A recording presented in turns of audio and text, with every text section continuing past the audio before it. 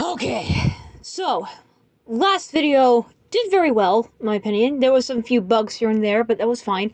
I want to clear up two things here. One, I do not have a mic, but sooner or later I will get one, as long as my cousin will get her paycheck, because right now we're a little bit broke-see, so they're gonna help me out with the shopping of getting some projects.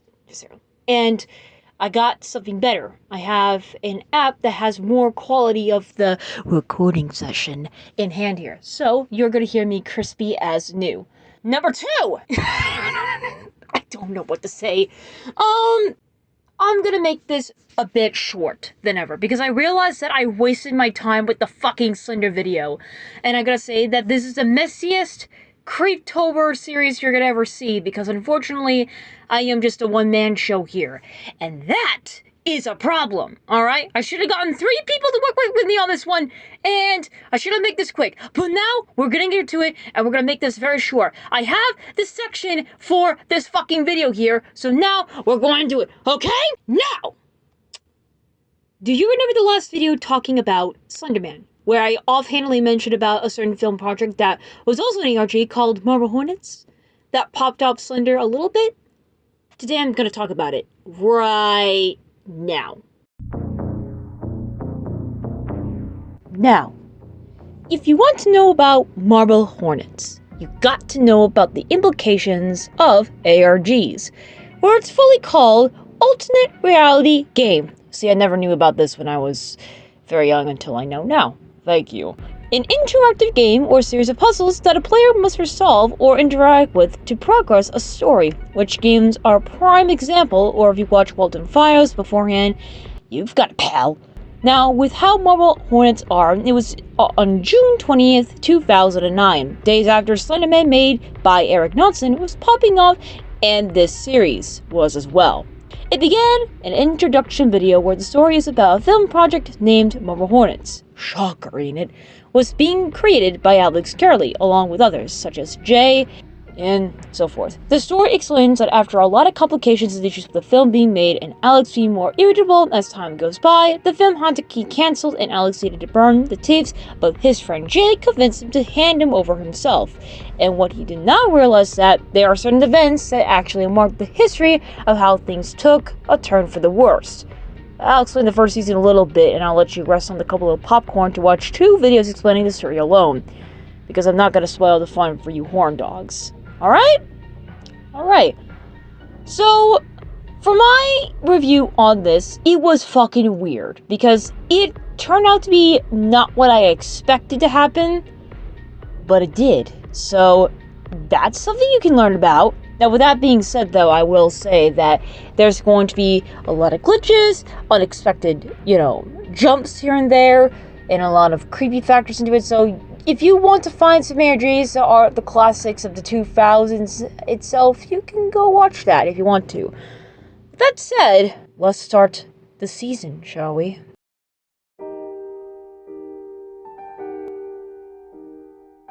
Alright, since I mentioned about the film project from the introduction tape, let's talk about the other entries about little Mr. Alex getting into some kerfuffles with our favorite stickman.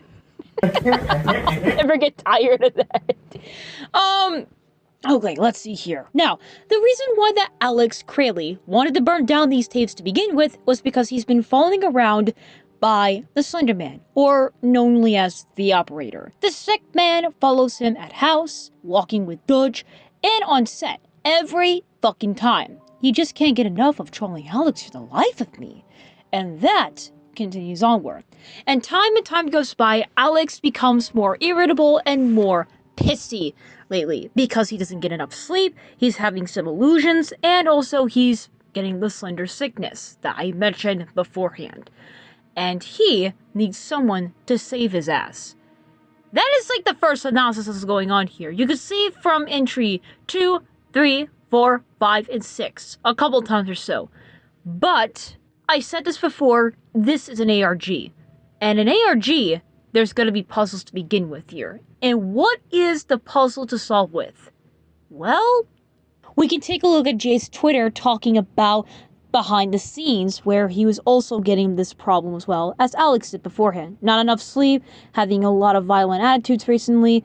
It's gotten worse for him as well. And as time went by, Alex begun to have more and more problems, and he starts to suffer from mentally as times go by, scribbling nonsense on the pages, suffering from delusions he sees, something he cannot understand, and having obsessive fits over the creature that was stalking him. And not only that, but displaying and having a hostile and rude behavior changes around the Marble Hornets crew members. How clear do I have to make it before you listen? I mean, get off. You brought your dog! Which is affecting certain members sooner or later about this change. Which it explains this one here. If you can't tell this guy is, this is Tim, and he will be important a little bit. But, again, this is an ARG, and after entry 9 has ended, there is a video called Regards. This is how it goes. That right there, ladies and gentlemen, is a channel called To The Arc, where there's a lot of puzzles to begin with here. From this one, it actually does give us some codes to very cipher onto, which is this, I will say. The commenter here that says, the number of the slashes along the side of the squares translate into look. By counting the corresponding numbers of letters into the alphabet, L is the 12th letter, 0 is the 15th, and K is the 11th. Therefore, read a conjunction with closely. The message of the video can be interpreted to mean look closely. Thank you, Urasi, for your information here. So what does this mean? Well, let's continue on with another ARC video, which in a video of entry 10, where there's no audio to be found from the video, it turns out that Alex has run away from something. But that's when the next video to the archive responded, it had the missing audio from entry 10.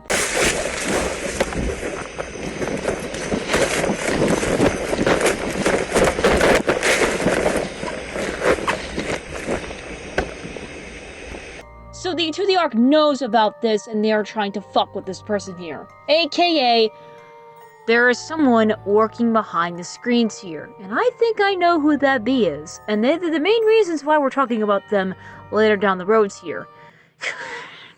It's gonna be really funny when you look at it, alright? Alright, let's continue. Oh yeah, I forgot to mention, there's a lot of loud and weird distortions of audios here, and also a few glitches that come from about. That is because that if you look at the videos closely, you'll find out that Slendy Boy is actually watching behind the scenes. Oh, we're gonna have passing something on tonight here, fellas, and that is not going to be good now, is it? Oh, we're not gonna survive on this one here, boys. This man has been watching us for the day 7 here. Right? Right? In entry number 5, where Jay and Alex were talking, there were a lot of glitches and distortions happening around the recording. And not only that, but there's a red spot out there, meaning that the operator of Slendy is watching them. Jesus Christ. So he just wants to say, "Hi, I'm here to talk to you, jackass." At least, that's what he'll say if he gets close to this boy, alright? boy howdy, we're not gonna get this through, are we? Now, as you may tell about 2 of the Ark, it turns out that Jay, who hears it from his Twitter and his followers.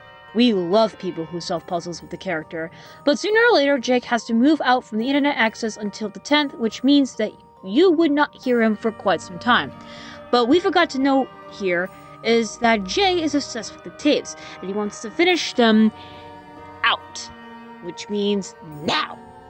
Oh, and I gotta say, remember when I say that the Marble Hornets crew would also be infected by Jane's bullshit? Alex's bullshit, not Jay's. My apologies. Well, Jay posts more videos the more it becomes apparent that other people are also affected by this whole madness coming for them, with 2 actors working on the project, Tim and Brian, which these 2 are actually the main focus on the series, little as these 2 are, with the operator. Mostly that Tim was affected by this and had to take meds to ease off his sickness, and if it can't, yeah, 2 of the Ark did actually have these saves beforehand, so something's not adding up. But it gets meta when entry 13th, Alex wanted to ask Jay a favor of something, but then a video of the 2 of the Ark responds to that entry by literally being at the same place the 2 guys were at. What in the soccer tango are we on right now?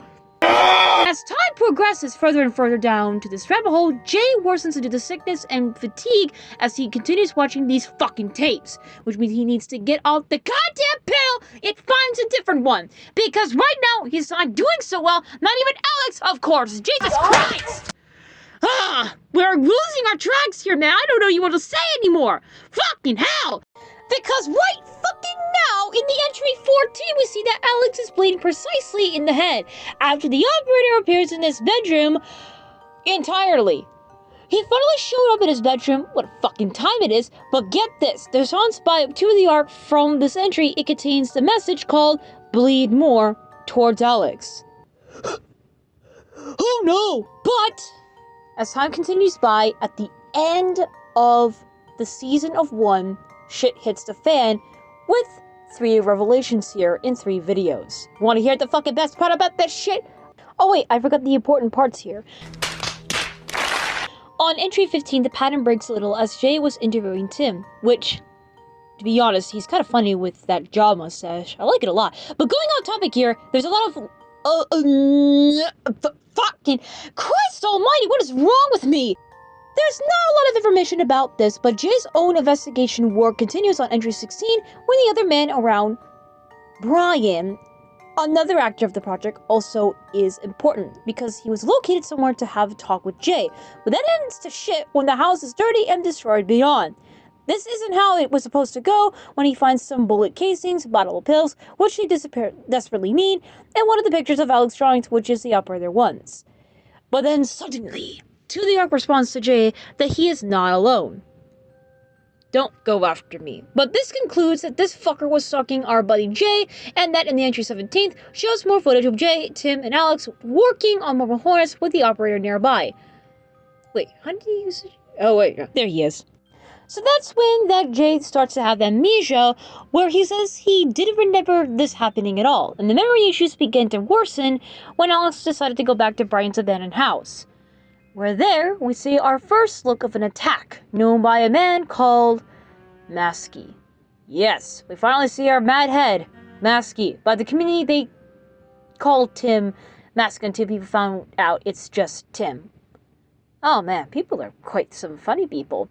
Jay wakes up the next day in his car with no memory of this previous night that happened. The masked figure begins showing up in the 2 Arks videos now, revealing that Masky is part of this mysterious channel. But for there or not, Masky's involvement continues. It reveals that he has begun feeling himself as much as Alex has done before, making them more similar than anything else beforehand. At least it's what happened.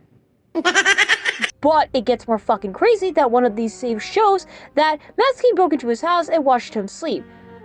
So Jay's next move on the cards on S&D, he investigates the tower as prompted by the message he found from Alex. What is with my fucking writing here?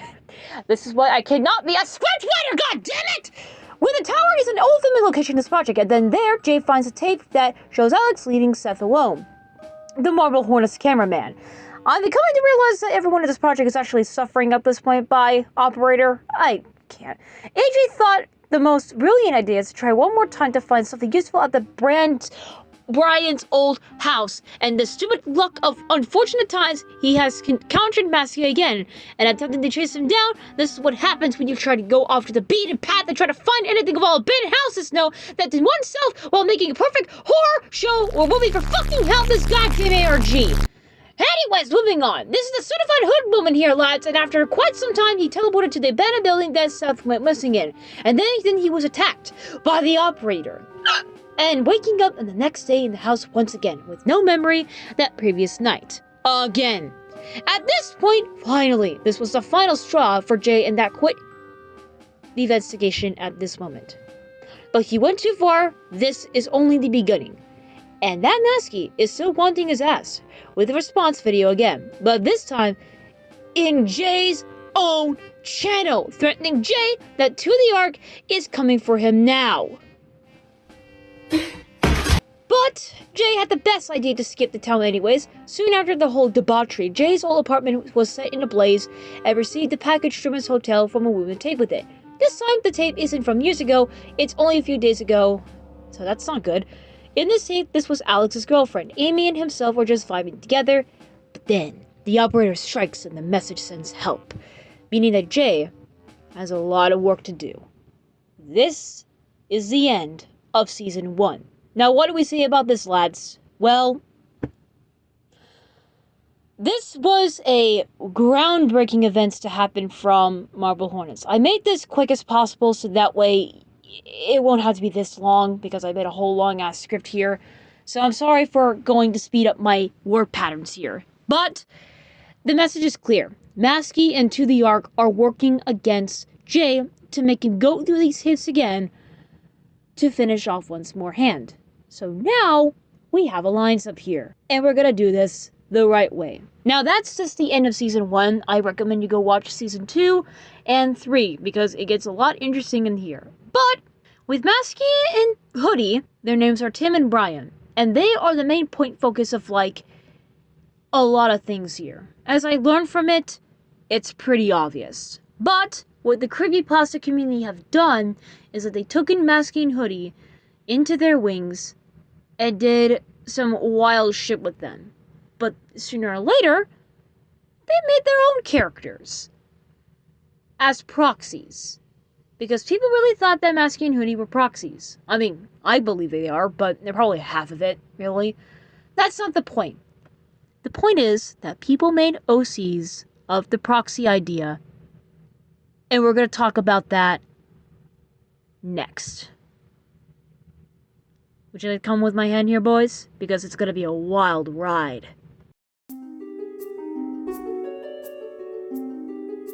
So now that I mentioned about the Marble Hornets Season 1, I might as well just spoil about the characters in there, which is not Alex or Jay or Alex's girlfriend, but rather two Pacific characters, Tim Wright and Brian Thomas. Tim is the main protagonist of the season itself here. Meanwhile, Brian is quite of a mysterious character on itself here, but the internet did what it did best and fucked them up. Now, I'll give you my certain canon events here with these guys, and then I'll give you my analysis of the fan ones, because I keep remembering them what they were, and it's so fucking funny. But hold on a second, I'll be right back. Someone actually drew a paragraph of what the characters are, and I'm actually gonna have some fun with this one, alright? So, sit tight and relax, buddy. My body is ready. Ready? Okay, we go. Canon Hoodie is I will rock your shit type of dude. 26-year-old, very quiet at the time, cannot speak. Obviously, despises Masky for spreading the operator disease. Formerly allied with Masky's sworn enemies by the end of Marble Hornets, does not murder for evil reasons. He will only murder Alex, and he's quite a mysterious man as well. Also has a mustache too, and is quite the master puppeteer and manipulator, and steals your pills. Which, fair enough, I guess. I mean, damn. If you would have taken my fucking pills, I would have just fucking double kicked your ass to the oblivion, but that's just me, I suppose. Again, I don't want to spoil the whole fucking thing. Again, go watch the fucking reasons, you fucking fool. Anyways, next up is Masky. My boy is often without a mask, as you can clearly see in the other series. He doesn't usually wear a mask and wears a tan Carhartt jacket. People really thought he wore orange. It's just like really funny to me. I guess people didn't really know what color theory was at the time. Is 26 to 28 years old. What the fuck? That's a grown-ass man. Jesus. Does not murder for evil reasons as well. This is literally an anti-hero vigilante here, and has a dad bod. It also has like a sideburns. Again, I really like the sideburns. I really like the sideburns. It does fit well with him, alright? But yeah, that, honestly, these two are not really proxies by any means here. People really thought that they were because that they were with Slenderman because of the mask thing. But you just heard a kite fly in. Sorry about that. I would say that I never heard about this stuff beforehand until now. But that's the price to pay to do your fucking research, man. And I have paid solely for it. But this was at the time, though. People are now realizing the story of Marble Hornets, and they're getting into it, which is fair enough, I suppose. Everyone is into their own taste as well. Everyone knows about that before. However, the fandom of creepypastas decided to actually make Tim and Brian to be part of the community, this basically meaning that they were both proxies. Now, you may be asking, what the fuck is a proxy? But if you do know, I'm glad you know. But some who don't, I will give you the synopsis of what it is, and I will give you my thoughts. Are you ready? Because you're not fucking ready for it. Alright, let's go. A proxy, or known as many proxies, is a term given to those who serve the Slenderman. The theory behind the name is that proxies are entities or people who are under the influence or control of the Slenderman, and act based on their wants and needs. Hence, proxies serve as an in-between for Slenderman. That's all I'm going to give you right now. These two are not proxies. The whole synopsis of Marble Hornets was about the issues of mental health and trying to overcome mental health or trying to heal from mental health issues. And that was the whole entire thing about Marble Hornets to begin with. Really what it was about.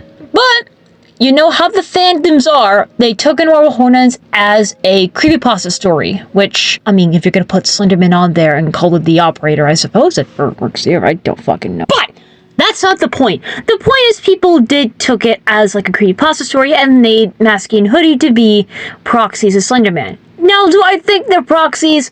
No. I don't think that any of the characters we'll be talking about sooner or later are all proxies either. I think they just live with Slenderman because, well, they're outcasts, obviously. What are you going to do about that one, Chief, alright? So with this in mind, the characters are infantilized and been turned into teenage boys. Skinny teenage boys. And made Masky of a twink.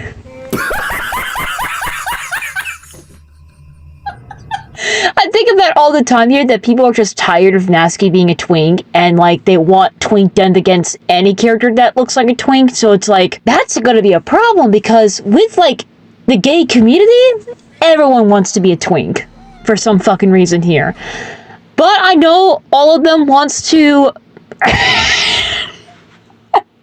No, I'm not gonna say that towards Tim. No, you can't make me for $50 for God's sakes here. God, no. But I'm trying to say this right now, that they did infantilize, well, Tim and Brian into the worst extent here. And that is to other characters, but at the end of the day, fandoms are just fucking weird. There were just like teenage girls on there doing randomest shit here. It's not a bad thing. It's just like, people just need to understand, even boys, that everything is up for debate. Everything is up for interpretation of the character. Now, to my ass, I do think that these two are just guys that, you know, one revived, the other came back, and realizing that Slenderman ain't that fucking unpredictable, he's just like, hey, at the end of the fucking series, it's just like, hey, how you doing? And they just came back friends and lived in a peaceful lifetime. afterwards. I don't know. That's just my opinion. But just because we're talking about them now, that doesn't mean that after this whole ordeal, people decide to make their own proxies of Slender Man itself here. And one is from a game, one is from a story that has been changed or been drastically different over the times of sequence here because of the certain creator. You want to hear about them? Too bad, we're going to do anyways. So, do you remember the video I talked about Slender the Arrival? Well, do you remember about the character named Kate that Lauren was looking for? Well, take a look at this.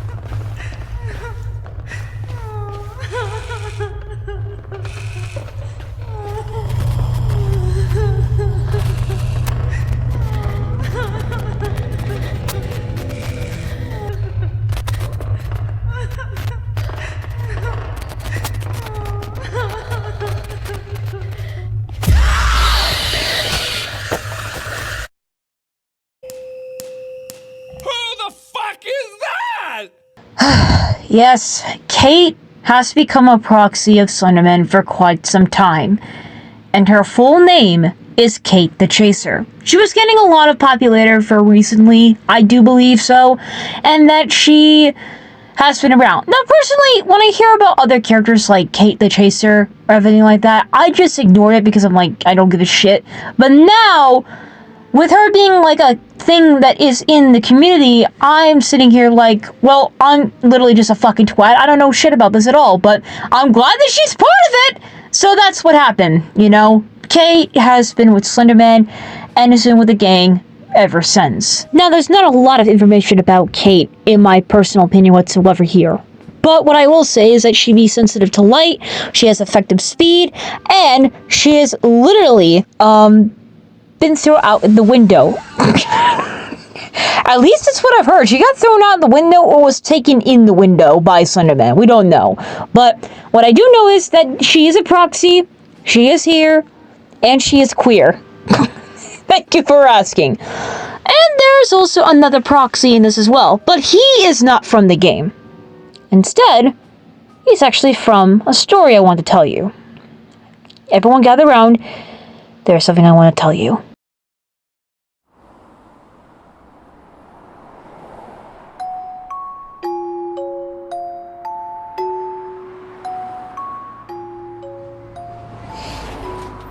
In the middle of the night, in a quiet yet busy town, cars pass by the highway as time goes on. Everyone was doing their daily commutes in the middle of this time.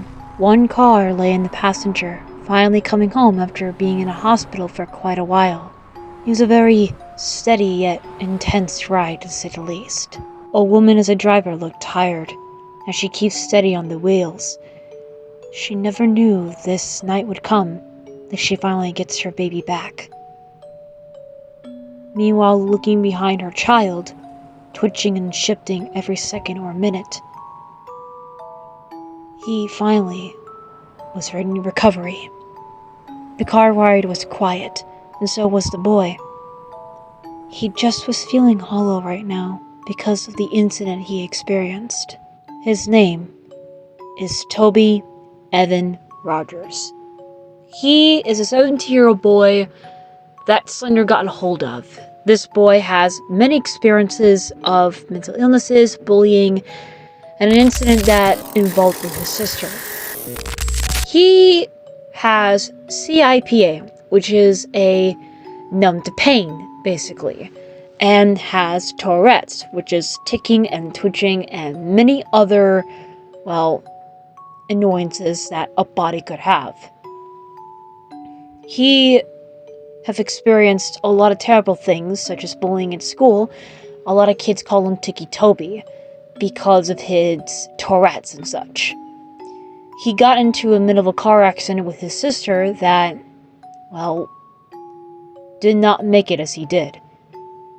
As he was driving past by into a little small town, he realizes that he has to go back home, but he does not want to because, well, a certain person in his life that gave nothing but trouble and pain in his life, as well as the kids did in his school times. But his mother insisted that we had to see him, because it's his father he is waiting for. The father is physically and verbally abusive, got into alcoholism, and such things like that. So we can just say that somebody been smoking and drinking. Somebody been smoking and drinking. So when they finally got out of the car, the father saw him and given an open arms here. But Toby did not precipitate those feelings and decides to walk back inside of the house he lives in. The father was a little bit disappointed, but the mother just ignored him afterwards.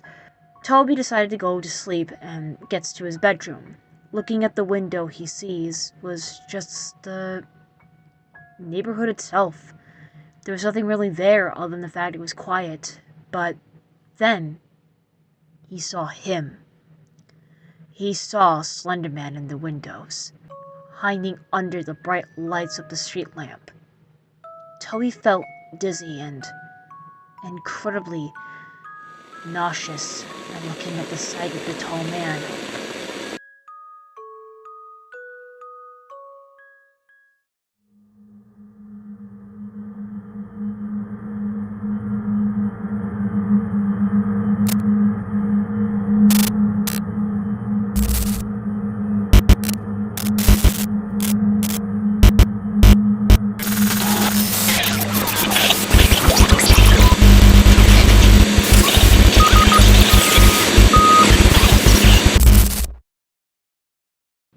And he finally got knocked it out. Damn. Poor boy just saw Slenderman for a few minutes and got knocked out easily. Fucking hell. That's really sucks now, doesn't it? I would never happen to that. If I see 1 second of Slenderman, I would have beat the fuck out of him. But that is just... that's just another time for another day, you know? That is not the point. Toby finally woken up, but he felt incredibly different. Everything about him felt incredibly strange. His brain was pounding in his head right now. It felt a little bit strange. So he walks in with no words whatsoever here, and the mother saw him in the kitchen, making some breakfast. She sees him and welcomes him, but Toby just ignores her and tries to get next to his father, sitting on the couch. He tries to touch his father's shoulder, but he's gotten slipped by the hand and been told to not touch him. But the mother tells him to knock it off, and days go by after that. For weeks on end, Toby was incredibly silent and was acting sporadically at the house. The mother was being berated by the father, and that she couldn't handle all things at once here at the moment. Trying to homeschooling Toby was a big of a rush here, I'll say that right now. But Toby has other problems right now. He's hearing things that he cannot unhear. Some voices in his head are speaking to him. Ghosts were at the windows. Crickets were at his pillow sheets. Everything was going absolutely bonkers here. But then it gotten worse when he decides to bite his fucking hand and starts to bleed from the biting itself here. Jesus Christ, my boy. He needs some therapy. But the good thing is, his mother decides to do so by taking him to a psychiatrist. Let's go! And meanwhile, that there was a woman there that was asking Toby some questions here and there about the recent events that happened between him and his sister in a car crash. But he seems to have had a blurry moment until he saw something at the window at the door. And it turns out our beloved Stickman is at the window looking at him directly. Fucking Christ. Toby immediately gets thrown off the chair by women shouting his name abruptly, and he starts to twitch and tick around the places. And after that, he went back into his house. Unfortunately, his dreams would actually be turning into an absolute fucking nightmare. Seeing so many spirits coming and grabbing him, trying to drag him down to the floor of the hallways, and then seeing his own sister staring at him in unblinking, milky eyes, teared flesh of her skin and jaw, and he is panicking out of spite. But then he has seen the white man with no face, and he is terrified. There is no escape. Then suddenly, he finally awoke. But this time, everything is quiet. The ghosts are not in the windows anymore. The crickets of his pillows are not in there. Nothing. It's just silence. Until he heard something muffling downstairs. So he goes to investigate it and see that his father is at the couch drinking and smoking as per usual. But then Toby felt sudden urge to go to the kitchen slowly and grab a knife. Toby started giggling, then started to giggle and chuckle and cackle out of his own mind. He was laughing like a maniac. But then his father heard him screeching of laughter, and he decides to investigate himself as well, seeing his own son in the kitchen grabbing that knife. What happened was unexpected for his father. This will be the last time he'll ever see Toby again.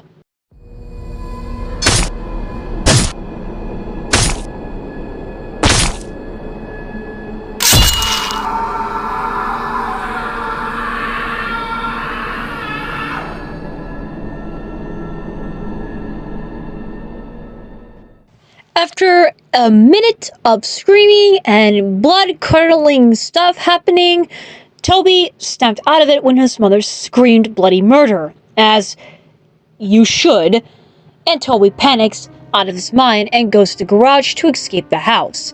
Grabs 2 axes, one old, one new, a gasoline, and a box of matches. You could see where this is going here. He spills onto the gasoline on the bushes and the grass and the trees alone, and then lights the matches up, escaping away from the house to burn the forest down with him. But then, he is suddenly in the flames he created, circling around him like packs of snakes. He is terrified. He doesn't know what he's doing anymore until he bumps something behind him and looks above a tall man. It's the same man at the light street lamps, the same man at the door in his dreams. The Slender Man has come to take him. This is it for him. This is the end for Toby. After the events of what happened weeks later, the mother decides to live with her sister after what happened of the passings of both her father and her son. Then, a news came on saying that a couple of hitchhikers were killed in the forest by an axe.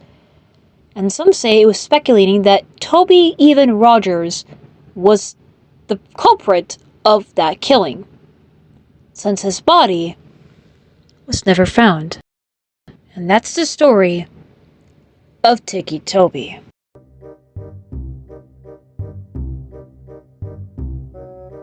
Alright, so I now talked about the whole thing about the story of Tiki Toby here. Let's talk about what my thoughts are on the fucking story, how the people have tear him a new one, and why the creator lost the narrator itself here. We'll get to that later here. So what do I think about the story? It's actually not that bad. I say it's a nostalgia classic here, so I would say that it's pretty spectacular here, but I will say it's 7 out of 10 for me because it was poorly written about mental health and the character development was lackluster here, alright? The first is about the lacklustering of character development. I kind of want more on the father and the mother's 2 paragraphs or pages of them, like, thinking of the perspectives of their son in any way here, or mainly, I want to know about what Toby's going on right now. I want to know the minds of the Tiki Toby here, alright? I want to get in the meat and potatoes of someone's head here, because I am a nosy little fuck, alright? You can't get that way from here, you know that? That's a nitpick number 1. Number 2 is poorly written about mental health issues. Now, the main focus of the story was about CIPA and Tourette's here, but it's never been explained fully of what he has been doing when he had these sort of things here.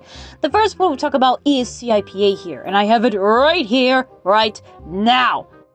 It is an inability to feel pain, and temperature often leads to repeated severe injuries. Unintentional self-injury is common in people with CIPA, typically by biting the tongue, lips, or fingers, which may lead to spontaneous amputations of the affected area. In addition, people with CIPA heal solely from skin and bone injuries. Repeated trauma can lead to chronic bone fractures, osteomyelitis, or a condition called acromion joints, in which the bones and tissues surrounding joints are destroyed. Normally, sweating helps cool the temperature of the body. However, in people with CIPA, androsis often causes recurrent extremely high fevers, hyperexia, and seizures brought on the high temperature, febrile seizures. In addition to the characteristic features, there are signs of symptoms of CIPA. Many affected individuals have thick, leathery skin. Let's see identification on the palms of their hands, in this case fingernails or toenails. They can also have patches on their scalp where hair does not grow. About half of people with CIPA show signs of hyperactivity or emotional instability, and many affected individuals have intellectual disabilities. Some people have CIPA have weak muscle tones, hypotonia, which they are young, but muscle strength and tone become more normal as they get older. So, they're mentioning about the burning thing. If that fucker was still out there in 2 minutes, the bitch would have died instantly. But at least it's sooner get him out of there. And also, the fact that you will have misshapen fingernails and toenails, and leathery skin. Boy, he is hanging out with someone that I know of, and I'm gonna get to him later. Anyways, the next thing we'll talk about is Tourette's here. Tourette's was once regarded as a rare and bizarre syndrome, and it was partially associated with coprolium. The utterance of obscene words are sexually inappropriate or derogatory remarks here. It is no longer considered rare. About 1% of school-aged children and adolescents are estimated to have Tourette's, though coprolia occurs only in a minority. There are no specific tests of diagnosing Tourette's. It is not always correct to identify, because most cases are mild, and the severity of tics decreases for most children as they pass through adolescence. Therefore, many go undiagnosed or may never seek medical treatment here. What is with my cursor here? Extreme Tourette's in adulthood, though sensationalized in the media, is rare. But for small minorities, severely debilitating tics can be present in the adulthood. Tourette's does not affect intelligence nor life expectancy. And many of the examples are blinking, eye rolling, grimacing, shoulder shrugging, jerking of the head or limbs, jumping, twirling, touching objects and other people. Examples of vocal tics include grunting, throat clearing, whistling, coughing, tongue clicking, animal sounds, saying random words and phrases, repeating a sound or a word or phrases, swearing. Swearing is rare and only affects about 1 in 10 people with Tourette's syndrome. Tics are not usually harmful to the person's overall health, but physical tics such as jerking of the head can be painful. Tics can be worse on some days than others, such as stress, anxiety, and tiredness. People with Tourette's syndrome can have mood and behavioral problems such as attention ADHD, or OCD, depression, or anxiety. Most people with Tourette's syndrome experience a strong urge before a tic, which has compared to a feeling that you get before needing to itch or sneeze. These feelings are known as premonitory sensations. Premonitory sensations are normally revealed, and a tic has been carried out. And that's in the title here. If you want to, you can read the article or watch a video about it, because right now y'all are too focused on videos lately. Or watch some TikToks that have people that actually have Tourette's, because that's the thing we should all do at the moment to understand people. Lately though, a lot of kids don't understand and they like to be edgy. You're not edgy, you're just a piece of shit. Anyways, now what the fandom did always does best, and they infantilize and mischaracterize our boy Toby here. And I gotta say, one of them is just like a small complaint to me, because they made him be acting all childish and such. Now, keep this in mind here. He's 17. He is a child, so it is quite fine for a kid to be childish and some things like that. They say that he was too childish, but at the end of the day, are we all childish doing this shit? Maybe not. Maybe not. I don't know. There is no way to handle this one here, but let me just make this clear here. Teenagers are fucking stupid. They're not always stupid. They are pretty smart, what we give them credit for, alright? We don't get that much credit for that. But sometimes they do stupid stuff. Sometimes they make big mistakes. Sometimes they make terrible mistakes. And that always has to be the case here. So, yeah, that's basically what happens here. Now, is it too much? Yes. Does that mean that we should make him, chill? Yes. I think he's pretty chill, But I also want to say this right now. Another vandalization part of it is that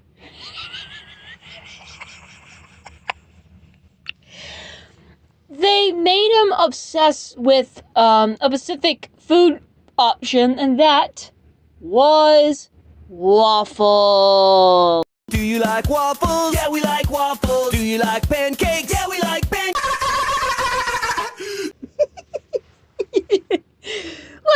Listen. This one is...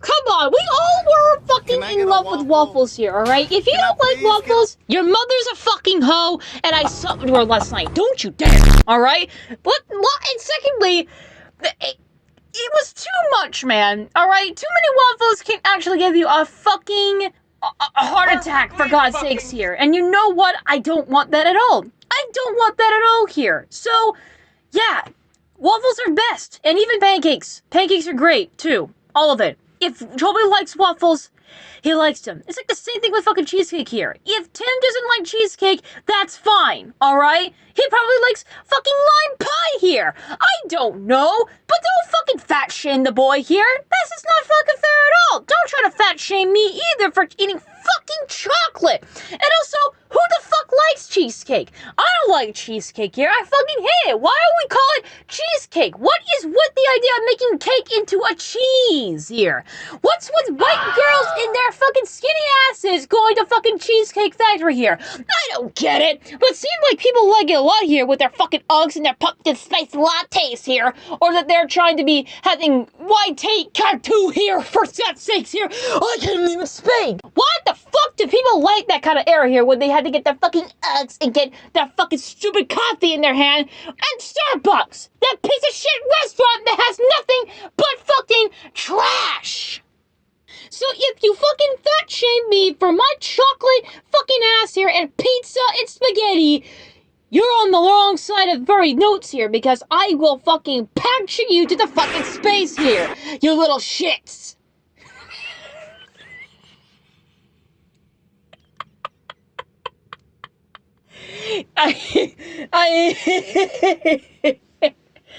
I got a little bit emotional there, but you know what? I don't give a fuck. If you think I'm a snowflake, go suck my dick.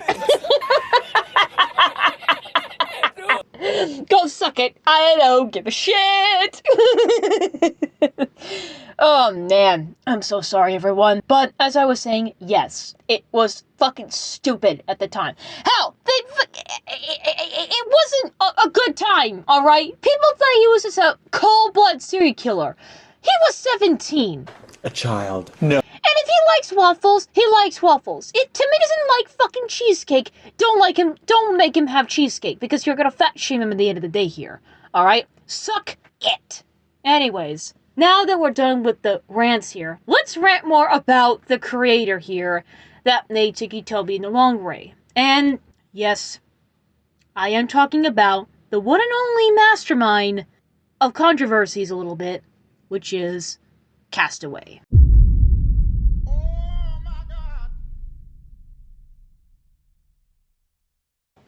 Castaway was the original creator of Tikitobi, and for the recent years they have been embroiled with a lot of controversies such as transphobia, homophobia, and defending a couple people that were terrible in this community alone here. Now, with the transphobia and the homophobia and the ableism thing here, I will say that they were teenagers at the time, and a lot of teenagers were bigoted at such here. Now, with defending of bad people, and we'll get to those people later, I say it was a terrible move on their part. Okay? It was not... It wasn't good, alright?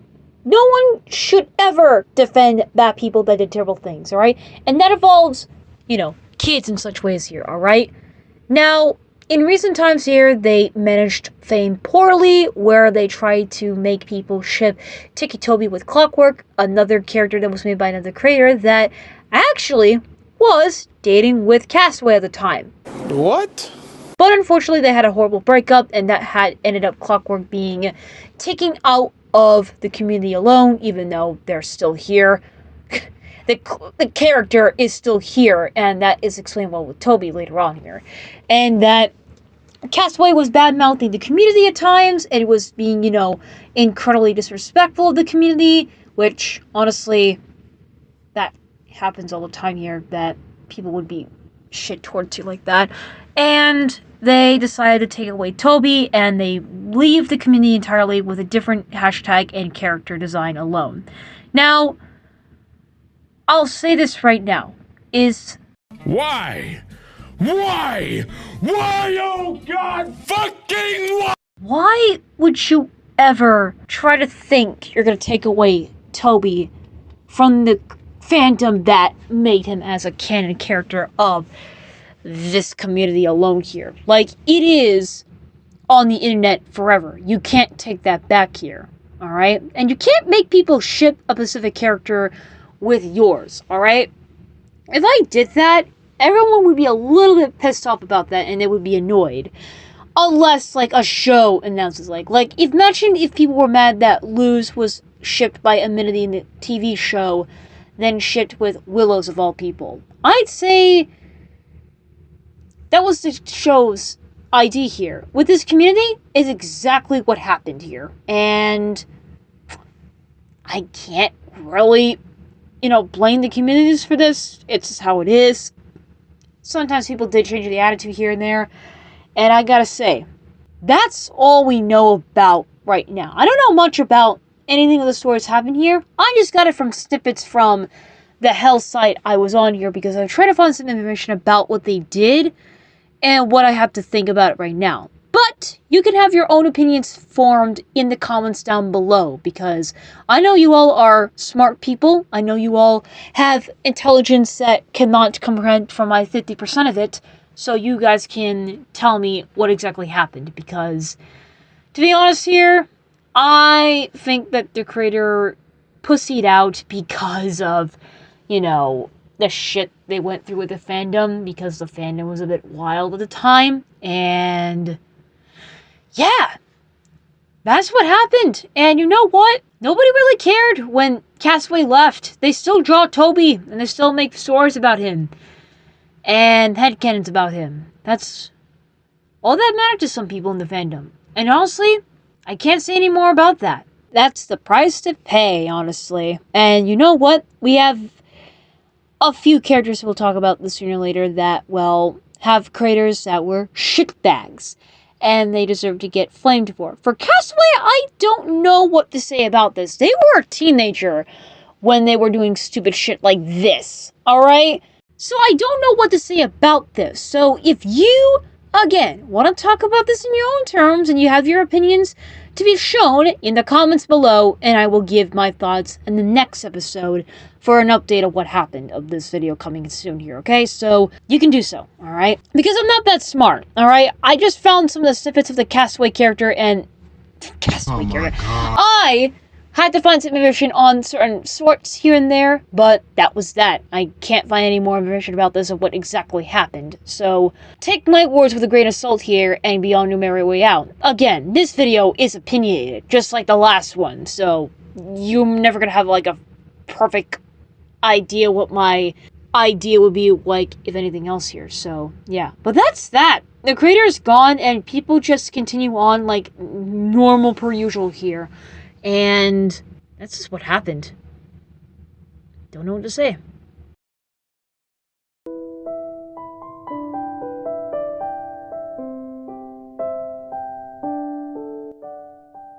So what did we learn today here, folks? Well, we learned that about Marble Hornets, making Slenderman to be more infamous at the time there, and having a couple of stories of certain characters that became proxies out of nowhere. And seems to me that certain creators tried to leave the fandom with the character, but people just said absolutely not. And now, this character revives around the community ever since. Even if the people think they were gone, they never really left. And that's just like the price to pay of being on the fandom here. Once your character becomes this infamous in this place, there's no turning back. But, hey, what can I say? You can manage it your own way, and you may not make the same mistakes as other people did in the past. That's what we can take a learn from all of this whole debauchery here. And that's that. Thank you all so much for joining me. I am Jonas with the Sticky Paddle Gaming here. Stay sticky, stay creepy. Thanks for watching. Peace. I'm never gonna get tired of that.